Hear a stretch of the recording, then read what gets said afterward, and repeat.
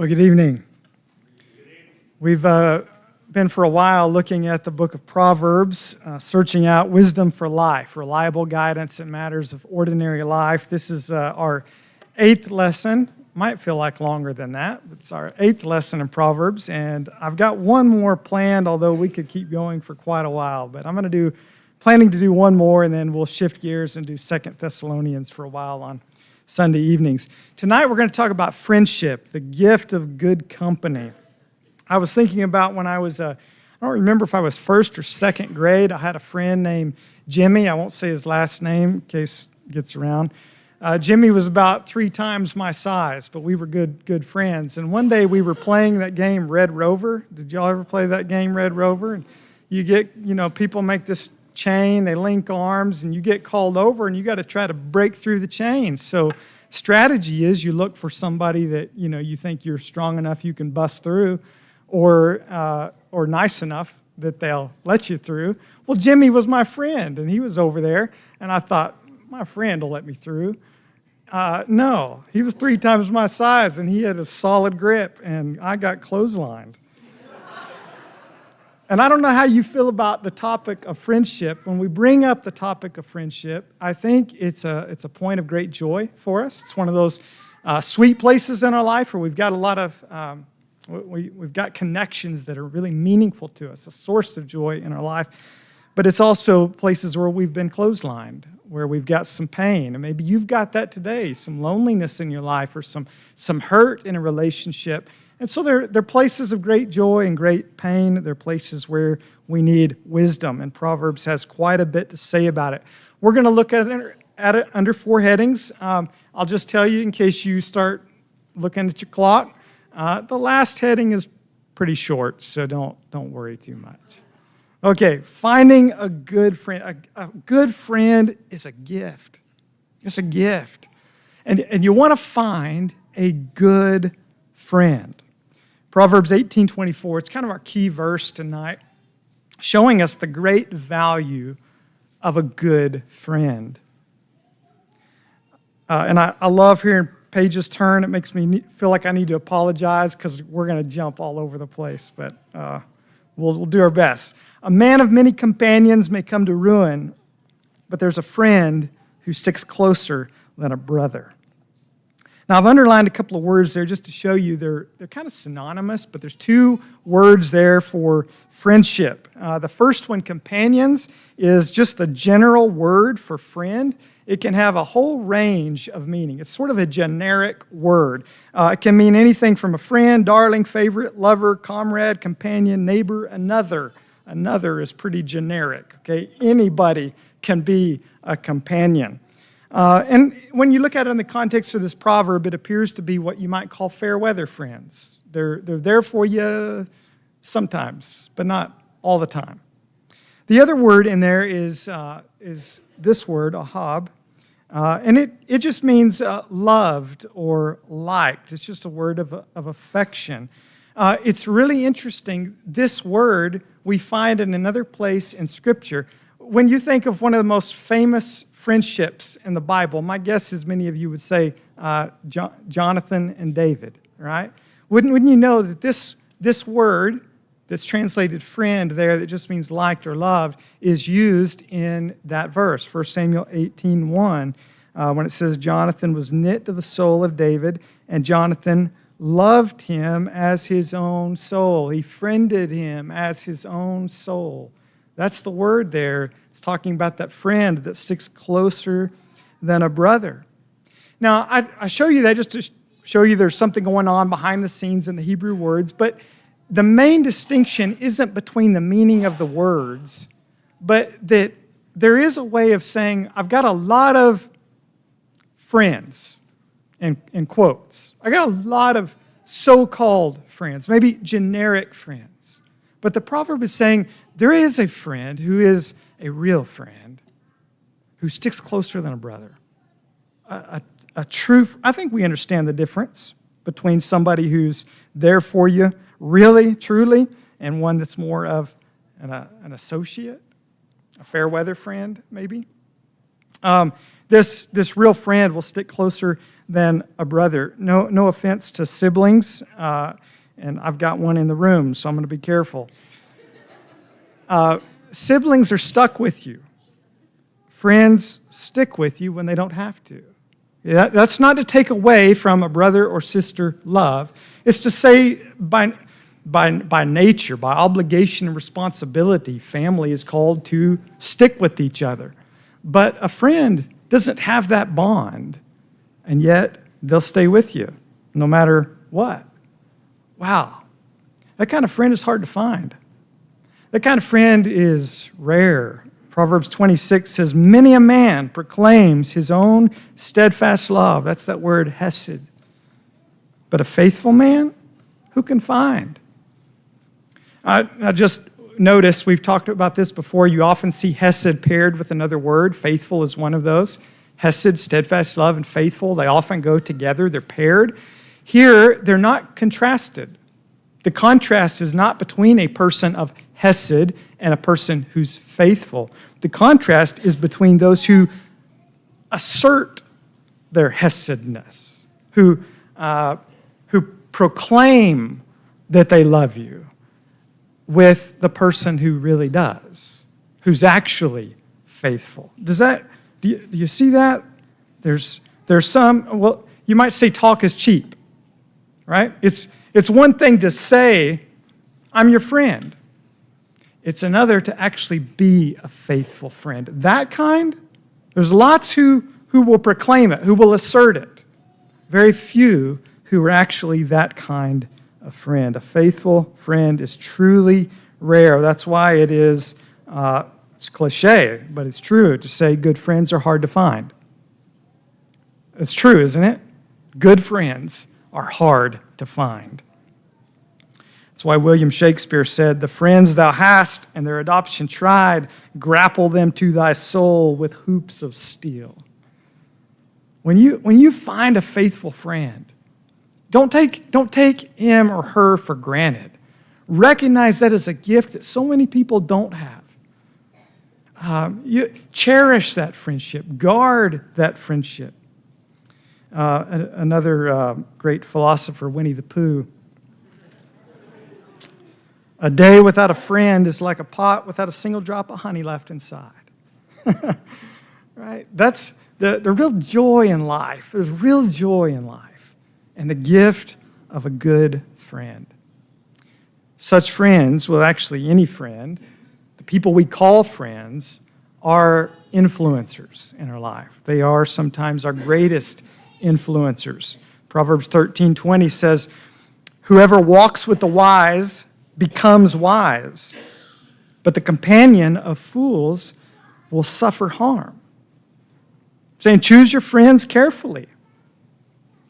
If your friends are fools, don't be surprised that you pay for it later. If your friends are wise, you'll get wise. I like the way John Goldingate translates this. Walk with wise people, get wise. But someone befriending dimwits, they will do badly. Choose your friends wisely. Be careful about the people that you bring into that inner circle because they are influencing you for good or bad. Paul, he talked about the same, quoted a different proverb, a non-biblical proverb in 1 Corinthians 15:33, and he's emphasizing the negative when he said, bad company ruins good morals. He's quoting a secular proverb that goes back about 4 centuries before Christ. Bad company ruins good morals, good character. You think about the company you keep. Who are those people that you will call friends in your life? I mentioned this morning my friend Scott Scroggin that I sat with in trig class, who was more prepared, more diligent than me in lots of ways. We both graduated from high school, went on to LCU, and we kind of at first were in different circle of friends. Even though we grew up together and had a church connection, I was with a different circle of friends than he was in the first couple of semesters. And I wasn't necessarily with a group of really bad people. It just were friends were distracting me from the most important things in life. They were not proving to be wise friends that helped me become wise. And I've mentioned before that a real turning point in my life spiritually involved changing who my circle of friends were. And one of that was I don't want to say reuniting, but reinvesting in that bond with my friend Scott. He was a spiritual friend, even though we didn't have a lot in common outside of that.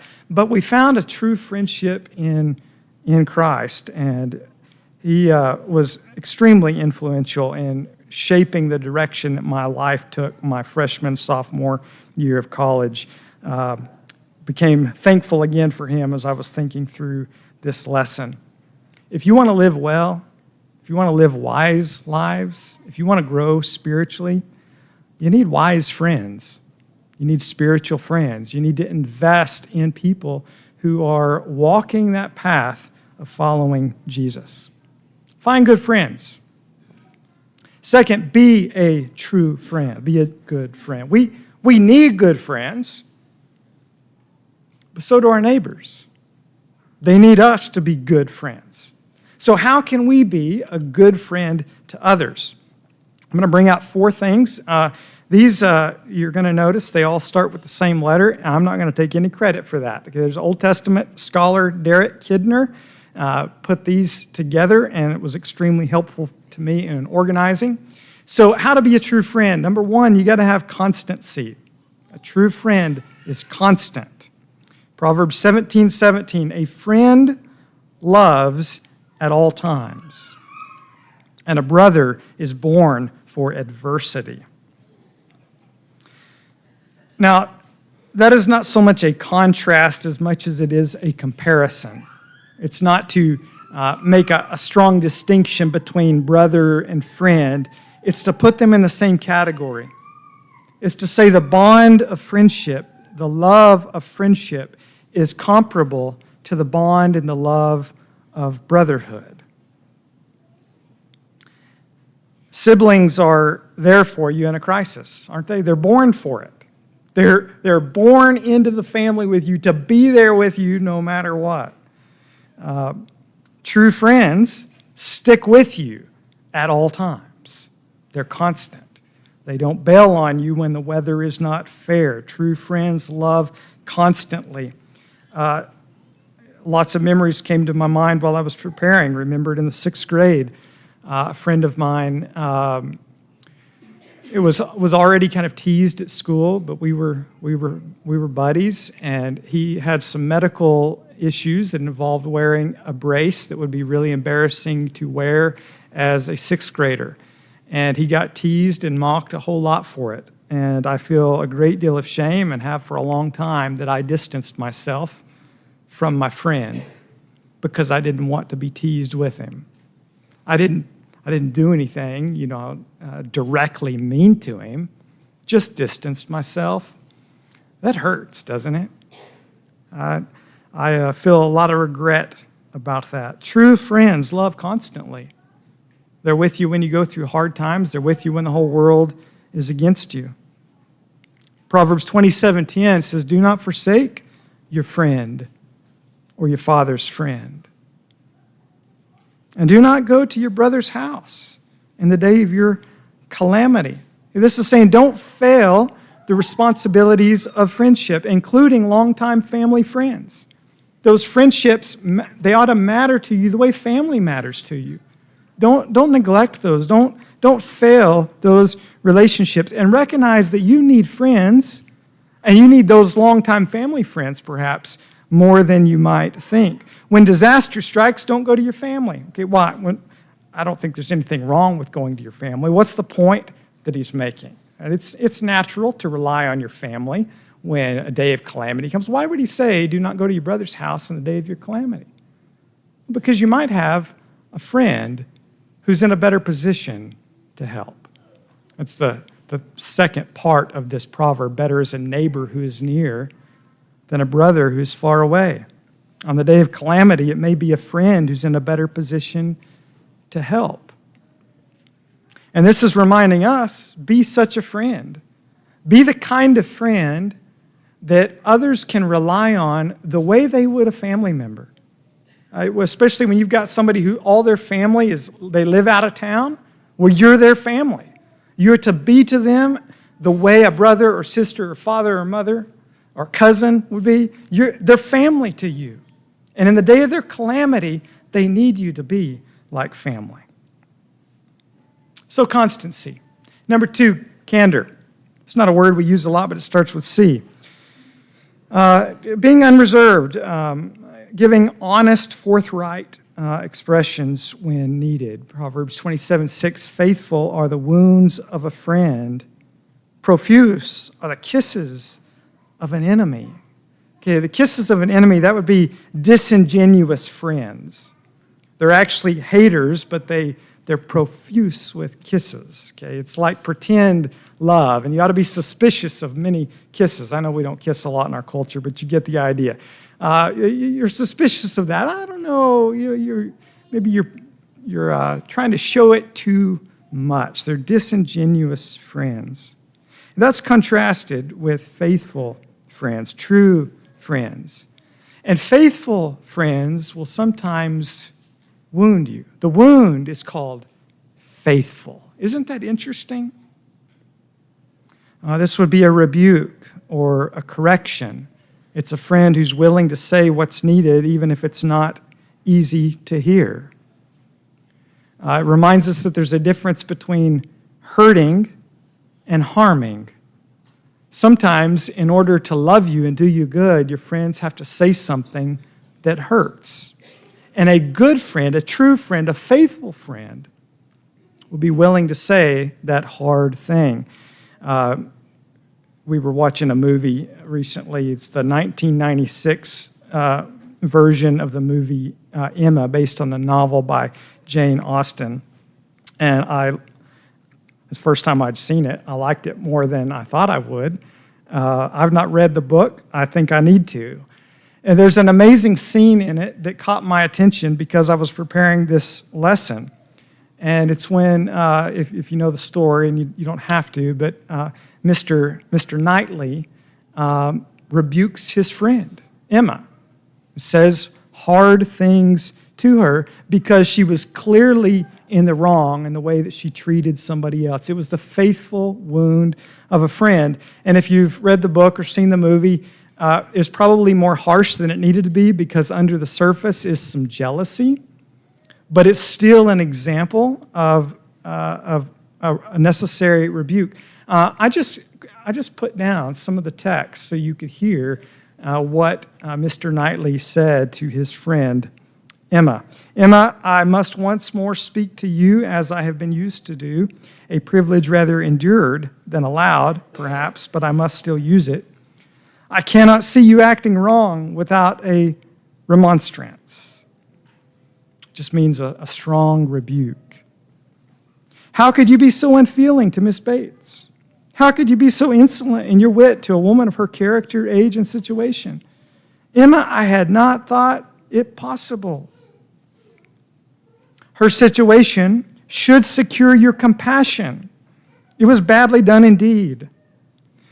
And he is talking about his own rebuke. He says, this is not pleasant to you, Emma, and it is very far from pleasant to me, but I will tell you truths while I can, satisfied with proving myself your friend by very faithful counsel, and trusting that you will sometime or other do me greater justice than you can do now. I just thought that was really profound. I underlined there, proving myself your friend by very faithful counsel. That's actually an echo of a proverb that we're going to look at. But this is an example of a friend who sees one acting wrong and recognizes to be a true friend and a good friend, I have to tell you something that is unpleasant. Being a good friend means saying unpleasant things sometimes, but that's called faithfulness. And if all you say to your friends are the pleasant words and you withhold the true hard words that they need to hear, you actually fail your friends. It makes you a flatterer.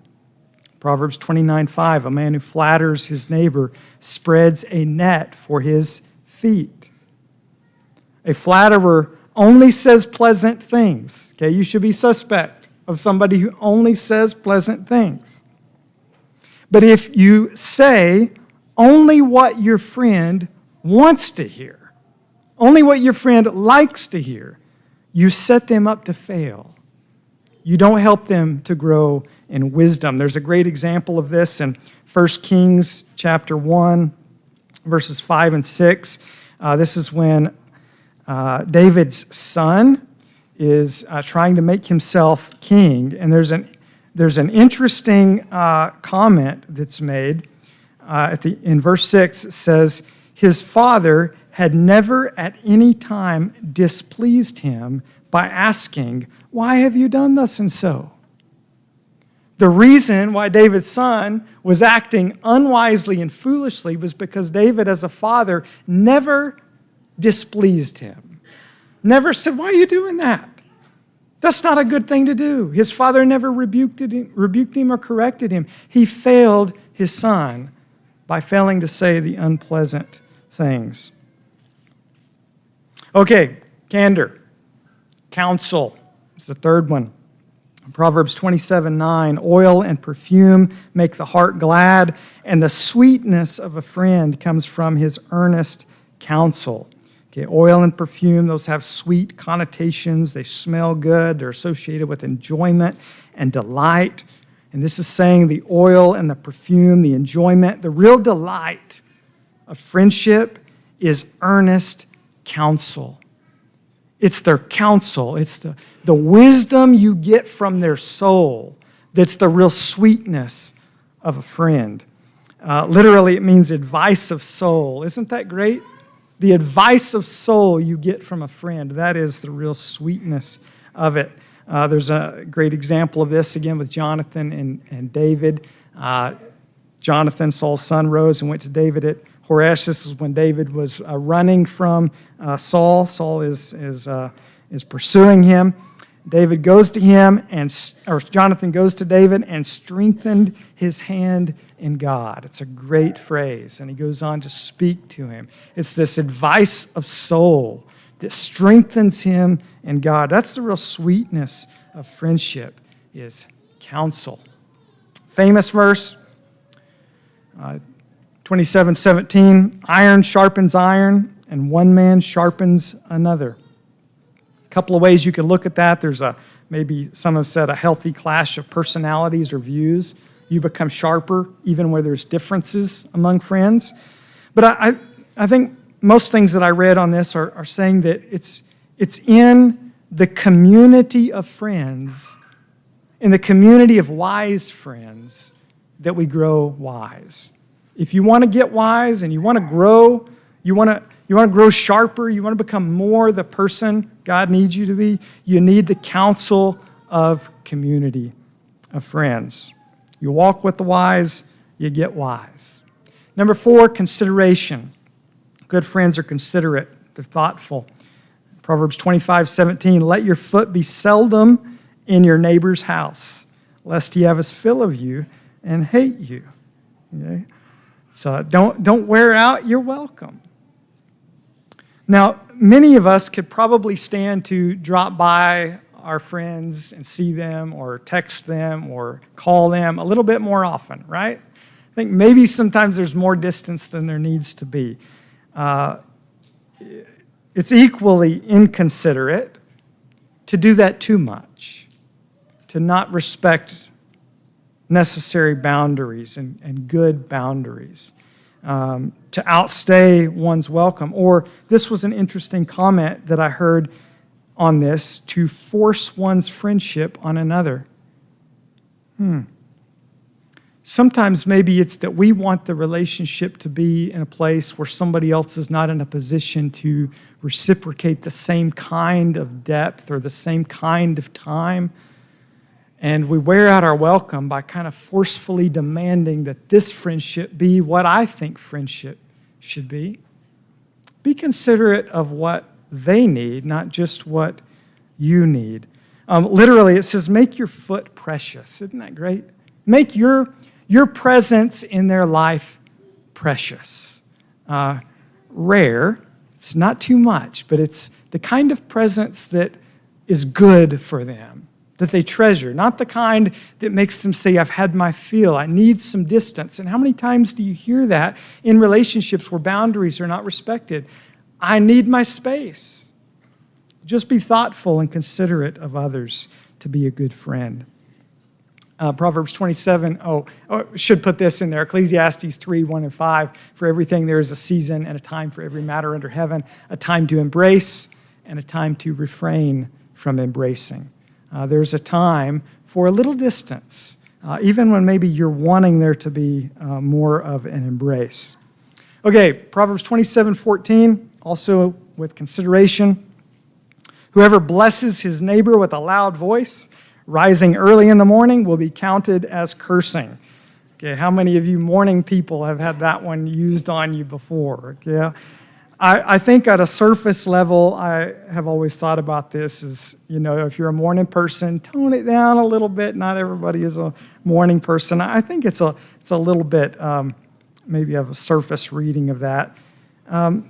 This is about maybe having the right words to say or the right intentions and right motives, but doing it at the wrong volume, the wrong intensity, at the wrong time, not being considerate of what another person needs, where they're at in life, the demands that are placed on them, not being considerate of them, coming in with the desire to bless, with good motives, even saying right things and good things, but perhaps not showing the consideration that another needs.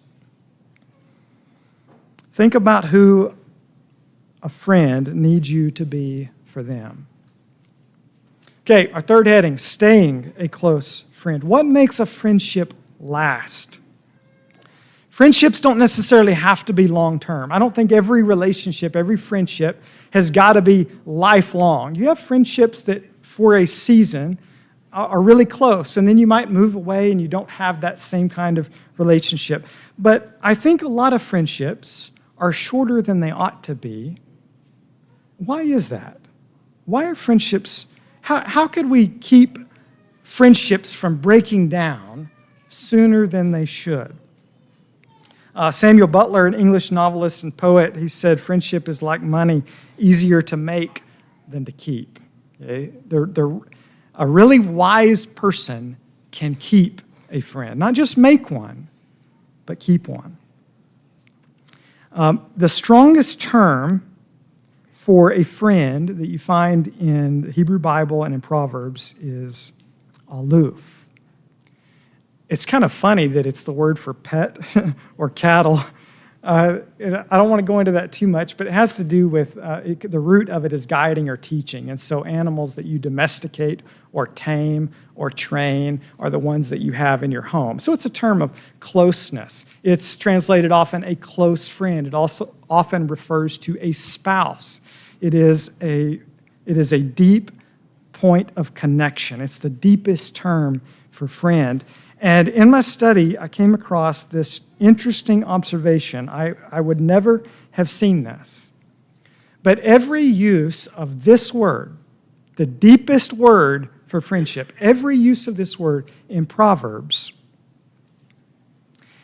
is associated with a rift in a relationship, a break in a relationship. It's almost like it's bringing out the vulnerability of friendship and saying that your close friends have to be guarded because close friendships often get broken up and divided. They've got to be guarded. The first use of that word in Proverbs is this one, Proverbs 2:16 through 17. It's about breaking covenant with God, but comparable to breaking covenant with a spouse, with a husband. So you will be delivered from the forbidden woman, from the adulteress with her smooth words, who forsakes the companion, that's our word for friend, of her youth, and forgets the covenant of her God. Most everything I read on that says it's talking about the one that would be her husband. It's the breaking covenant with a marriage partner, a covenant with God. It's a rift in the most important relationship. Proverbs 16:28 is another place where this is used.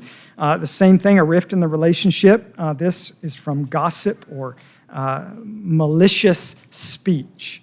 A dishonest man spreads strife, and a whisperer or a gossip separates close friends. That's our word. Malicious speech destroys close friendships, doesn't it?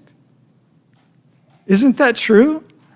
When we're not careful with our words, it's often what we say that divides and breaks up the closest of friendships. Proverbs 17:9, same kind of situation, same word. It's gossip and slander. It's malicious speech. Whoever covers an offense seeks love, but he who repeats a matter separates close friends. Repeats a matter. My first thought was somebody who gossips, who takes something that's a negative and I'm gonna make it known. Separates close friends. That is true. That's what the other proverb was saying, that destroys relationships. There might be more to that, though. I'm going to share with you what the New Living Translation says. This is New Living Translation will make you think a lot. Look at how they translate this. Love prospers when a fault is forgiven, but dwelling on it separates close friends. When you take the negative, the way a person has wronged you, and either you repeat it to others or you repeat it to yourself, you dwell on it, you don't let it go. It destroys close friendships. But what is it that makes a relationship last? What keeps close friendship together? It's the covering of a fault. It's the forgiveness of a fault. How do you stay good friends? I'll give you one. I started to say one word, but two words. How do you stay good friends? Forgiveness. How do you stay good friends? Grace. That's what it takes. Every close relationship, whether we're talking about marriage or friendship or sibling relationships, any relationship, for it to make it, cannot depend on law. It cannot depend on getting the rules right. The law, rules are important, but what makes it last is always grace. It's always a willingness to forgive. Now, lastly, having a forever friend. Feels kind of cliche to even write that down. Kind of think about best friends forever, BFF. Sounds kind of weird. But something in our soul tells us we're made for that, especially when you're lonely, when you don't have a friend. There's something in your soul that tells you there's supposed to be deep and abiding friendship that lasts. And Proverbs is telling us you need friends. And friendships are that. They meet something deep in the soul, and they're made to last. And there truly is a friendship that lasts forever. You probably know I'm going to talk about Jesus. In every text, you want to look for where does it point to Jesus? Where does friendship in Proverbs point to Jesus? There is a friend who sticks closer than a brother. Fascinating to think about that and to think about Jesus, isn't it? Especially when you put it side by side with this one, John 15:13. Greater love has no one than this, that someone lay down his life for his friends. There is a friend that sticks closer than a brother, and the closest of those, the greatest of those, is Jesus, who's gone to the ultimate length to lay down his life for his friends. You might say, well, surely I don't qualify as a friend. Who did he say he was a friend of? He was accused of being a friend of tax collectors and sinners. Why did they say that? Because that's who he befriended. That's who he ate with. That's it. God in the flesh being friends with people like you and me. Isn't that staggering? Jesus is friends with people like us. Jesus is indeed the true friend. We sing that song, what a friend we have in Jesus. One of the lines in it says, "Can we find a friend so faithful?" A faithful friend is hard to find. Can you find one any more faithful than Jesus? Truly, he is faithful, forgiving, and wise. He is the friend who is full of grace and truth. He'll rebuke you, and he'll also give grace upon grace. He befriends sinners. He loves us literally to death. All our sins and griefs to bear, right? Isn't that why he went to the cross? To carry our sins? And he is the friend who's with us now and forever. There is no more constant friend than Jesus. I encourage you to nurture that fellowship with the one who calls you friend. John Newton is a great hymn. It's from 1779. I don't know the tune, but I love these words. "One there is above all others, well deserves the name of friend. His love beyond a brother's, costly, free, and knows no end. They who once his kindness prove, find it everlasting love." If you don't know the love of the friend of sinners, it's people like you that he wants to bring into fellowship. If there's anything we can do for you tonight, or if you have not entered into that fellowship with Christ, I'd invite you to come now while we stand and sing.